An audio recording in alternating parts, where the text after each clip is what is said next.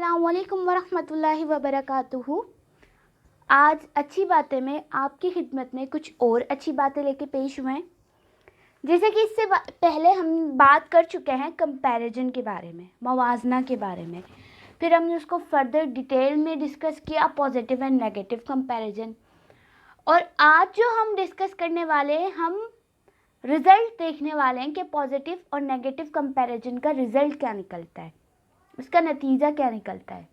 तो चलिए शुरू करते हैं। मज़बूत मवाजना उम्मीद दिलाता, मेहनत और कोशिश पर उभारता और तरक्की की मंजिल तक पहुंचाता है। मनफी मवाजना परेशान करता है और तरह तरह की मुश्किलात में डाल सकता है।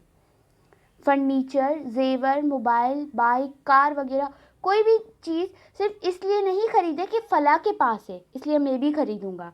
अगर किसी की रीस की और उस जैसी चीज़ें खरीदने में कामयाब हो भी गए तो कल किसी और की चीज़ें पसंद आ जाएंगी, फिर उस जैसी खरीदने को दिल चाहेगा। अगर सुखी रहना चाहते हैं तो खरीदारी का फैसला सिर्फ और सिर्फ अपनी ज़रूरत और सहूलत को सामने रख कर कीजिए।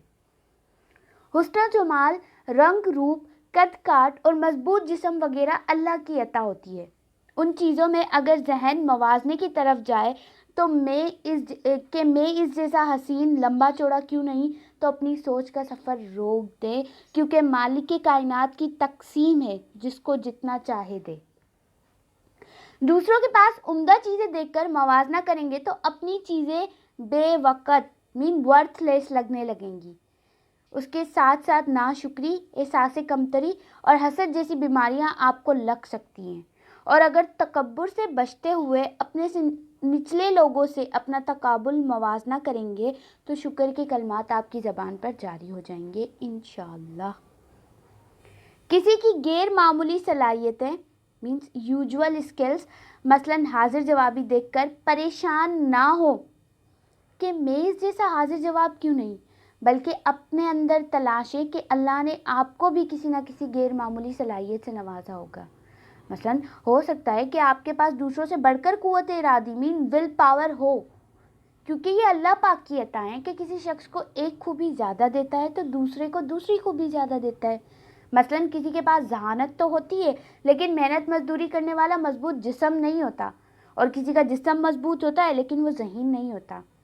शेर और शार्क मछली दोनों बेहतरीन शिकारी हैं, लेकिन शेर सिर्फ जंगल में ही शिकार कर सकता है और शार्क सिर्फ समंदर में।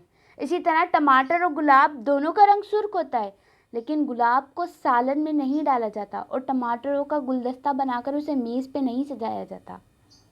गर्ज हर एक की अपनी फील्ड होती है, इसलिए ख्वामख्वाह के मवाजने करके अपना वक्त और सलाहियतें ज़ाया ना कीजिए। किसी की तरक्की और खुशहाली देखकर खुद को कमतर समझने के बजाय ये गौर कीजिए कि उसकी तरक्की और खुशहाली के पीछे 10-20 सालों की मुसलसल कोशिश होगी, जिसके बाद वह इस मकाम तक पहुंचा होगा। एक किस्सा बयान करती हूँ। एक नौजवान किसी कामयाब बिजनेसमैन के पास मिलने पहुंचा और कहा कि मैं आप जैसा कामयाब बिजनेसमैन बनना चाहता हूँ, लेकिन मेरे पास ज़्यादा सरमाया नहीं है। बिजनेसमैन ने खिड़की खोली, खिड़की से पर्दा हटाया और नौजवान को 10 फ्लोर नीचे फुटपाथ पर बैठा 15-16 साल का एक नौजवान दिखाया, जो ट्रे में पेस्ट्रीज बेच रहा था। फिर बोला, मैंने 15 साल पहले वहीं से अपना सफ़र शुरू किया था। अगर आप में हिम्मत है तो कल से कोई छोटा मोटा कारोबार शुरू कर दे।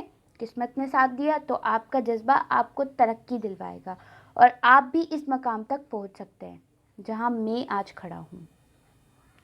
अल्लाह जिसे इज्जत दे उसे हमें इज्जत देनी चाहिए। सिर्फ इसलिए किसी को बेइज्जत करने की कोशिश ना करें कि मेरी इज्जत तुझ जैसी क्यों नहीं होती।